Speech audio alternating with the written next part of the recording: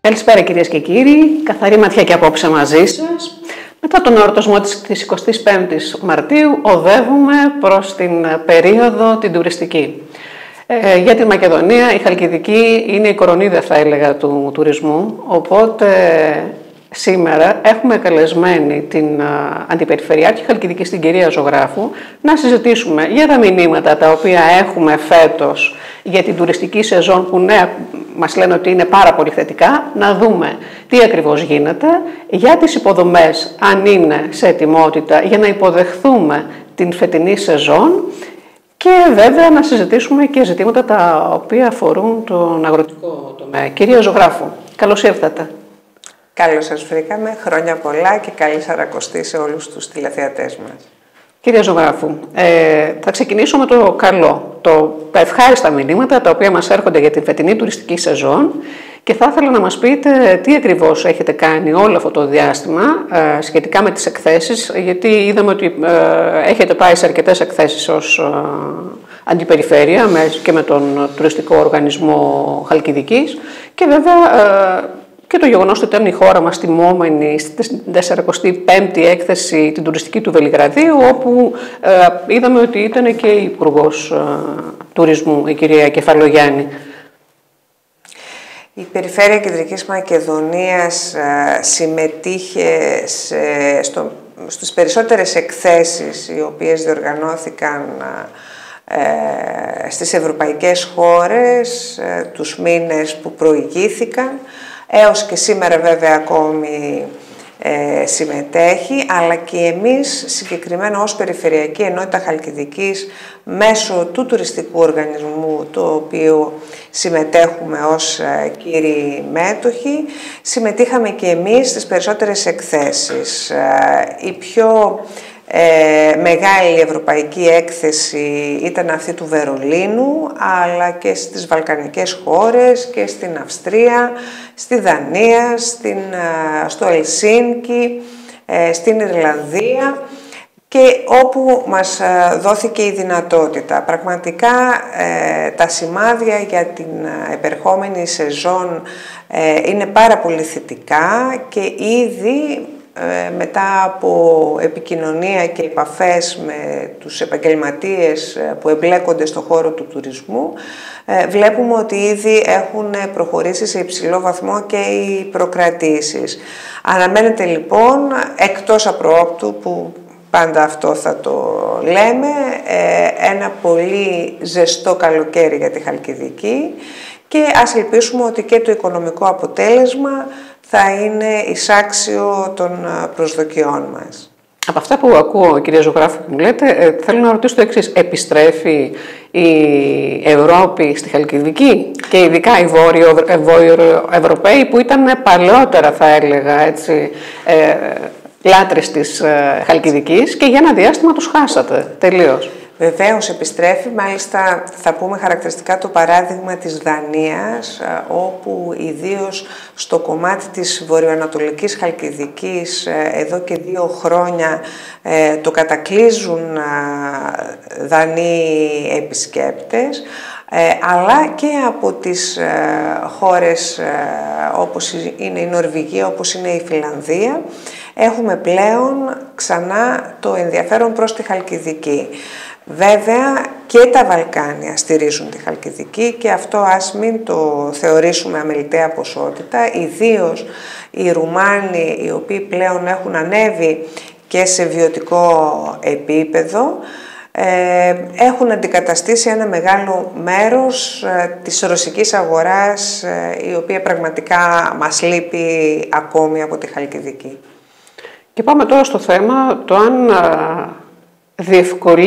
διευκολύνει τους τουρίστες το γεγονός ότι ξεκίνησε το flyover στη Θεσσαλονίκη, αλλά δεν είναι μόνο αυτό, γιατί αυτό είναι ένα έργο υποδομής το οποίο θα δώσει μια τεράστια ανάσα στην πόλη της Θεσσαλονίκης και φυσικά στους όμορους νομούς. Το θέμα είναι το εξής, ότι το πρόβλημα ξεκινάει από το τελωνείο. Σε συζήτηση που είχαμε με καλεσμένο τον κύριο Σιωνίδη, τον Δήμαρχο Παιωνίας, ο οποίος έλεγε και αυτό το ίδιο πρόβλημα αντιμετωπίζει και ο ίδιος, γιατί βλέπουμε ότι ένα τεράστιο κομμάτι που αφορά το δρόμο από το Τελωνείο μέχρι τα Μάλγαρα έχει σοβαρά προβλήματα με πολλά ατυχήματα κάθε χρόνο και βέβαια μια τεράστια καθυστέρηση στο Τελωνείο των Ευζώνων, που είναι η πύλη εισόδου και η εικόνα μας τόσο για την Ευρώπη όσο και για τη Βαλκανική. Βλέπουμε ότι είναι ένα θέμα το οποίο χρονίζει και δεν βρίσκεται λύση σε αυτό. Οπότε φέτος, μαζί με το πρόβλημα το οποίο θα υπάρξει στην Θεσσαλονίκη λόγω των έργων, η καθυστέρηση θα είναι τεράστια. Κοιτάξτε, πραγματικά δύο είναι τα κομβικά σημεία από τα οποία εξαρτάται και μεγάλο μέρος του τουρισμού της Χαλκιδικής. Το πρώτο είναι το αεροδρόμιο της Μακεδονίας, όπου εκεί πραγματικά με την ανακαίνιση, την αναβάθμισή του έχουμε πολύ περισσότερες πτήσεις, κατ' επέκταση λοιπόν ευκολότερη πρόσβαση προς τη Χαλκιδική. Και η συνεχής προσπάθειά μας, η οποία μας δόθηκε και η δυνατότητα και στις εκθέσεις να συναντηθούμε και με στελέχη της Fraport και με αεροπορικών εταιριών, είναι να έχουμε όσο το δυνατόν περισσότερο απευθείας συνδέσεις με το αεροδρόμιο της Θεσσαλονίκης από τις αντίστοιχες ευρωπαϊκές χώρες. Αυτό λοιπόν είναι ο ένας στόχος ο οποίος θέτουμε και επιδιώκουμε. Ο δεύτερος, ο οποίος πάρα πολύ ορθά αναφέρατε, είναι η διεύρυνση της λειτουργίας και η στελέχωση του Τελωνείου των Ευζώνων, διότι όπως προείπαμε η Χαλκιδική στηρίζεται και στον οδικό τουρισμό. Εκεί λοιπόν τα αιτήματά μας προς τα αρμόδια Υπουργεία είναι όντως να στελεχωθούν, να διευκολυνθούν, να μην έχουμε τις ουρές οι οποίες απαντώνται κάθε χρόνο κατά την είσοδο των επισκεπτών στη χώρα μας. Και το τρίτο κομμάτι είναι πραγματικά η δυσχέρεια η οποία απαντάται τους τελευταίους μήνες λόγω της κατασκευής της επιπλέον λωρίδας του γνωστού flyover της περιφερειακής οδού της Θεσσαλονίκης. Εκεί προτρέπουμε τους επισκέπτες να μην τη χρησιμοποιούν καθ' ολοκλήρου, αλλά να εξετάζουν και τις εναλλακτικές εισόδους προς τη Χαλκιδική. Μία τέτοια είναι η είσοδος από την Απολωνία, από την παλαιά Εθνική Οδό Καβάλας, η οποία διέρχεται από τον οικισμό της Μαραθούσας και συναντά την Εθνική Οδό Θεσσαλονίκης Αρνέας. Εμείς ως Περιφερειακή Ενότητα, στο κομμάτι το οποίο μας αναλογεί σε αυτή τη χιλιομετρική απόσταση, προσπαθούμε να το έχουμε σε μια κατάσταση υψηλής βατότητας. Επίσης ενισχύουμε τη σήμανση ώστε να μπορέσουν οι επισκέπτες να προσανατολιστούν ευχερός.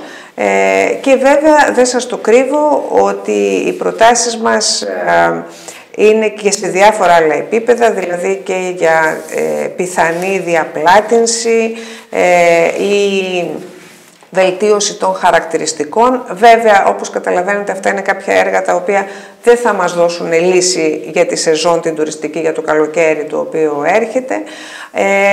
Είναι όμως κάτι που μας απασχολεί και πιστεύω ότι σίγουρα τη βατότητα θα τη βελτιώσουμε.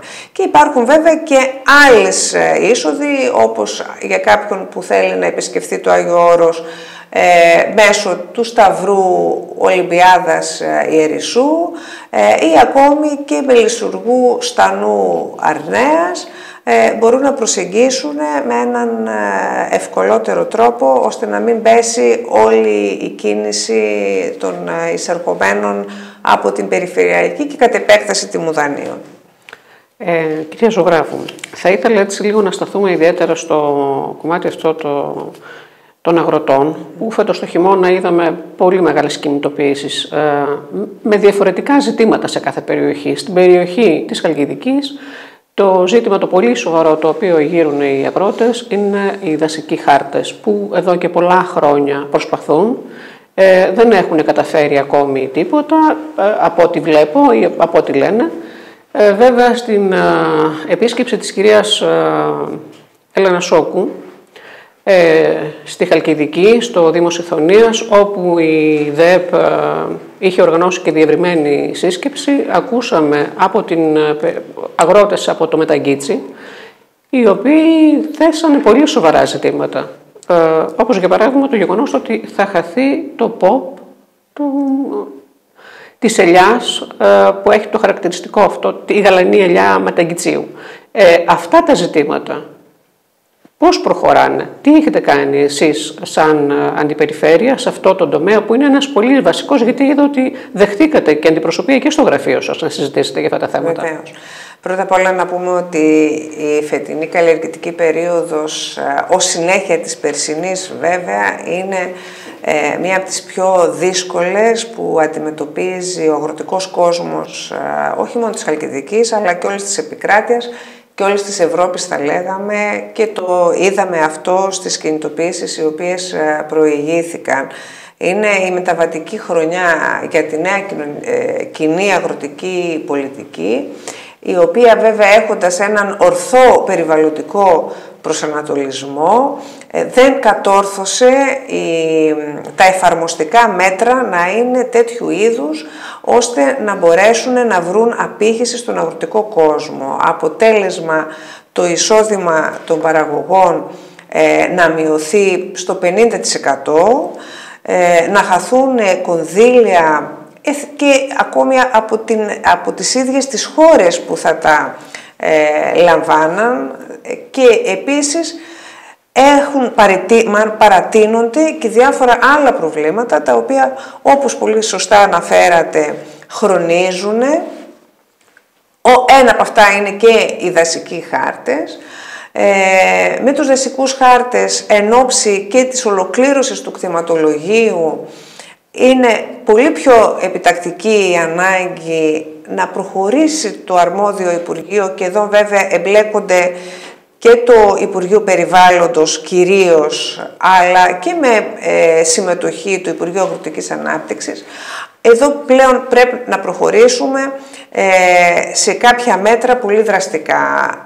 Πράγματι υπάρχει μερίδα αγροτών οι οποίοι δεν μπορούν να κατοχυρώσουν ιδιοκτησιακά τα κτήματά τους. Δηλαδή το μεγαλύτερο πρόβλημα δεν είναι το ότι ιδιόκτητα κτήματα καθορίζονται ως δασικά. Το μεγαλύτερο πρόβλημα είναι ότι δεν μπορούν να κατοχυρώσουν οι αγρότες μας την ιδιοκτησία τους. Εκεί λοιπόν η δικιά μας πρόταση και τα υπομνήματα και κατά την επικοινωνία την προσωπική που έχουμε με τα Υπουργεία, και είναι διαχρονική η πρότασή μας, είναι ότι πλέον θα πρέπει, είναι πρώτα απ' όλα μία χρήση η οποία είναι πράσινη, δεν είναι δάσος, είναι ελαιοκαλλιέργεια ή είναι οποιασδήποτε άλλης μορφής καλλιέργεια.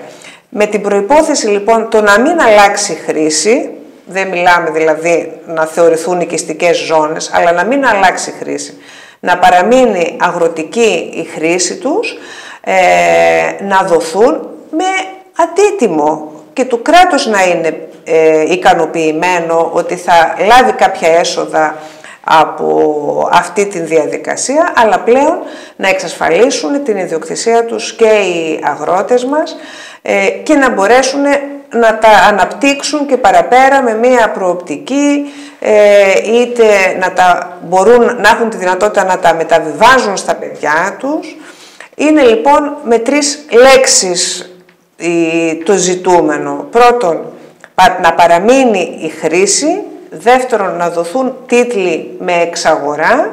Και τρίτον, να μπορούν να μεταβιβάζονται εντός της οικογένειας από τους γονείς στα παιδιά.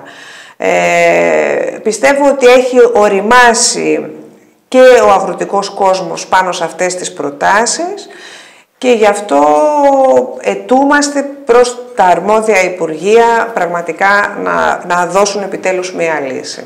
Συσσωρεύονται βασικά τα ζητήματα των αγροτών και στην περιοχή μας, είναι πολλά. Βεβαίως. Και βέβαια αυτό που είναι, ακόμα δυσκολεύει την κατάσταση είναι η αναμόρφωση αυτής της νέας ΚΑΠ. Προς αυτή την κατεύθυνση έχει γίνει κάτι, κυρία Ζωγράφου? Ναι, γίνονται ήδη συζητήσεις και έχουν γίνει και προτάσεις και μάλιστα έχουν ψηφιστεί και κάποια μέτρα σε ευρωπαϊκό επίπεδο. Η προσωπική εκτίμηση είναι ότι είμαστε ακόμη πολύ στην αρχή, δηλαδή ότι χρειάζονται πολύ πιο βαθιές παρεμβάσεις πάνω στο κείμενο το οποίο αυτή τη στιγμή υποχρεούνται όλοι οι αγρότες της Ευρώπης να κινηθούν. Και αυτό το λέω γιατί καμιά φορά ως Ευρωπαίοι λειτουργούμε και λίγο υποκριτικά και ας μου επιτραπεί να χρησιμοποιήσω αυτή τη λέξη. Εφαρμόζουμε λοιπόν τα πιο αυστηρά περιβαλλοντικά πρότυπα, τα πιο αυστηρά πρότυπα υγιεινής διατροφής και βεβαίως συμφωνώ ότι πολύ καλά κάνουμε. Ταυτόχρονα όμως με τις εμπορικές συμφωνίες τις οποίες συνάπτει με τις τρίτες χώρες η Ευρωπαϊκή Ένωση επιτρέπει την είσοδο τροφίμων και προϊόντων στην Ευρώπη από χώρες οι οποίες δεν εφαρμόζουν αυτά τα πρότυπα ούτε κατά το 1/10. Με επέκταση σε αυτό, στο κόστος παραγωγής να είναι πολύ πιο ελάχιστο, επομένως και οι τιμές πολύ πιο ανταγωνιστικές.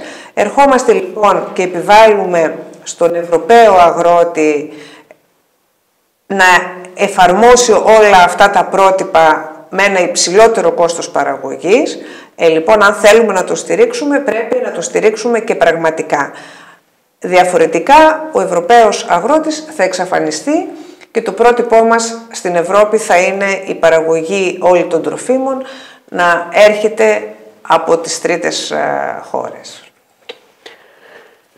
Ας ευχηθούμε να μην γίνει έτσι και τα πράγματα να λυθούν με έναν τρόπο για να μπορέσουν και οι άνθρωποι να μείνουν στις περιοχές τους και να δουλέψει και η νέα γενιά να παραμείνει στην περιφέρεια επίσης, γιατί αυτό δημιουργεί μακροπρόθεσμα πολύ μεγάλο πρόβλημα συσσόρευσης των κατοίκων στα μεγάλα αστικά κέντρα. Και πάμε στο θέμα των έργων που έχετε σε εξέλιξη, κυρία Ζωγράφου, στο νομό.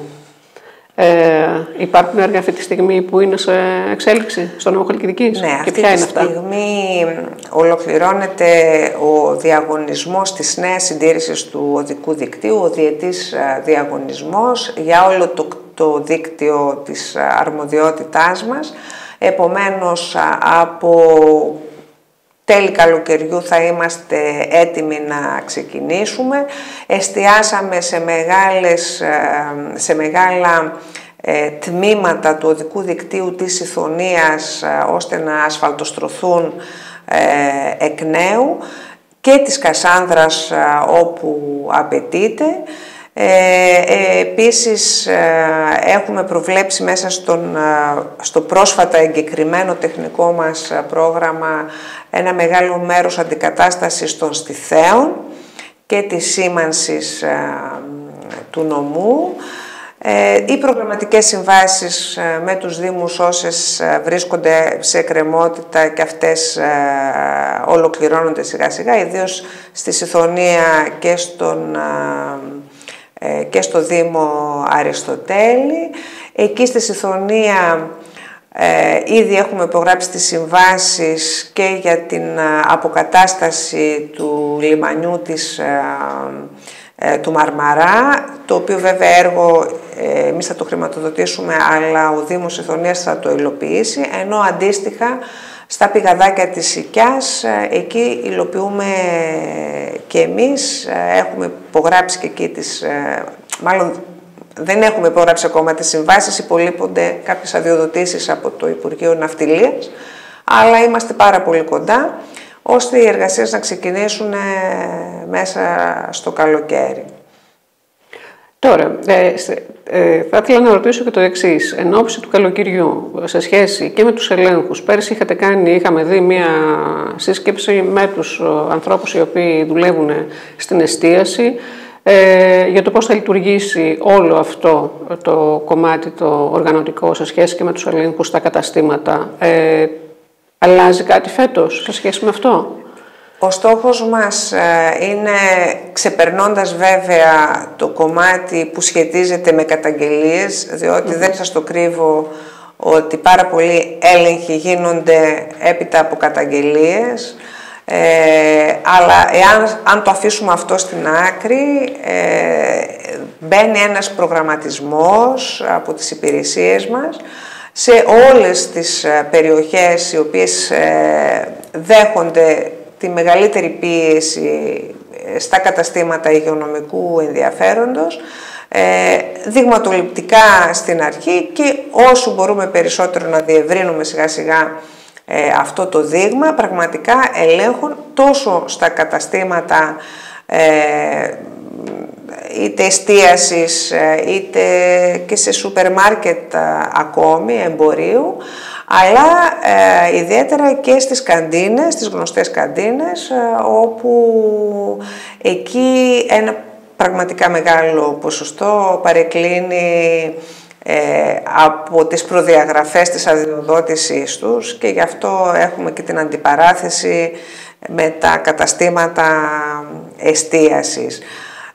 Από τη δικιά μας την πλευρά θα προσπαθήσουμε όσο το δυνατόν να ανταποκριθούμε στις απαιτήσεις, ώστε ο επισκέπτης της Χαλκιδικής να είναι σίγουρος ότι θα έρθει σε έναν προορισμό όπου θα τηρούνται οι έλεγχοι και οι διαδικασίες. Ελπίζουμε ότι θα κυλήσουν ομαλά τα πράγματα. Βέβαια, να πω ότι πέρσι το κίνημα της πετσέτας έφερε την αλλαγή στη χωροθέτηση, η οποία έχει μεταφερθεί στην κτηματική υπηρεσία εξ ολοκλήρου. Και θεωρείται το κίνημα ότι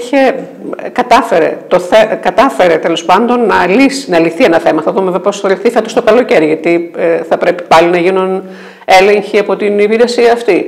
Αλλά το θέμα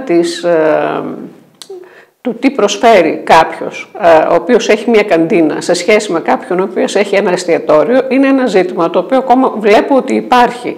Και είναι οι άνθρωποι οι οποίοι δουλεύουν στην εστίαση, που έχουν τεράστια έξοδα, βλέπω ότι τις ανασχετούν πάρα πολύ με αυτό το θέμα. Ελπίζουμε λοιπόν φέτος και τα δύο να κυλήσουν έτσι με ένα διαφορετικό τρόπο, και ο καθένας να πάρει αυτό που πραγματικά πρέπει να πάρει από την αγορά.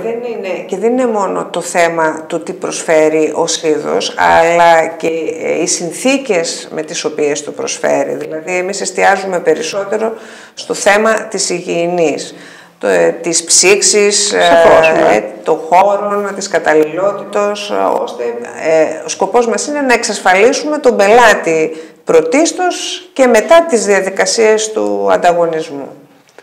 Εγώ να σας ευχαριστήσω πάρα πολύ που μας δώσατε έτσι το χρόνο να συζητήσουμε όλα αυτά. Θα μιλήσουμε λίγο αργότερα για το πόσο είμαστε σε ετοιμότητα όταν είμαστε πλέον σε φάση που οι τουρίστες έχουν μπει στη Χαλκιδική. Ευχαριστούμε πάρα πολύ. Και εγώ σας ευχαριστώ. Να είστε καλά. Εμείς, αγαπητοί τηλεθεατές, πάμε σε ένα διάλειμμα και επιστρέφουμε αμέσως μετά με τον επόμενο καλεσμένο μας.